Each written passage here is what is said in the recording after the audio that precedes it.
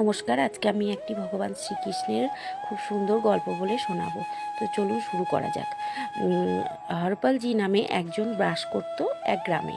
তো সে ভগবানের একনিষ্ঠ ভক্ত ছিল।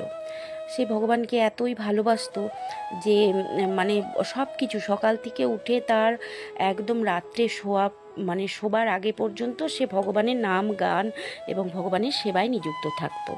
তো এইভাবেই বেশ দিন চলছিল ভালোই।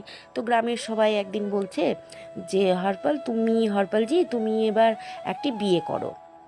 হ্যাঁ, তখন বলছে আমি বিয়ে তো করতে পারি, কিন্তু আমার যোগ্য মেয়ে চাই।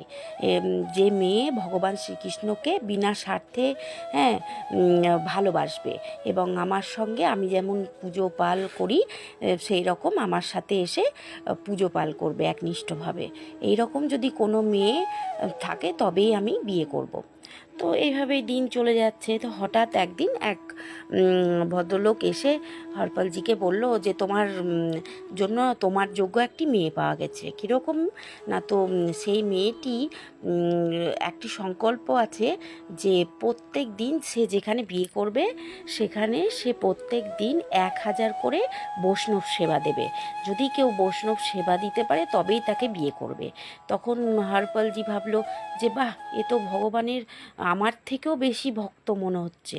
হ্যাঁ, এই দেখে সে বলল আর কোনো দিনক্ষণ দেখতে হবে না, আমি এই মেয়েকেই বিয়ে করব। যথারীতি যথাসময়ে তার বিয়ে হয়ে গেল, বিয়ে সম্পূর্ণ হলো। তো সে যেমন কথা দিয়েছিল যে 1000 করে বৈষ্ণব সেবা দেবে, তো সে সুন্দরভাবে 1000 করে বৈষ্ণব সেবা দিত। এবার 1000 বললেই তো 1000ই আসতো না, কোনো দিন 1200 হতো, কোনো দিন 1500 হতো। এইভাবে দিনকে দিন লোক বাড়তেই থাকলো। তো যাই হোক, ভালোই চলছিল।